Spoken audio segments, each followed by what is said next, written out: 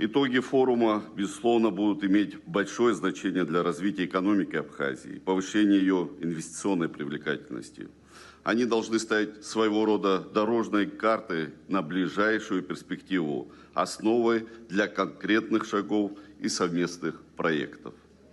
Подписанные на полях форума соглашения пойдут и также обязательно найдут свое отражение в реальных инвестиционных проектах, новые производства, инфраструктурные проекты и расширение экономического сотрудничества.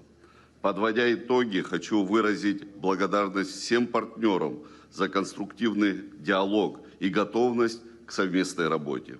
Уверен, что достигнутые договоренности получат практическую реализацию.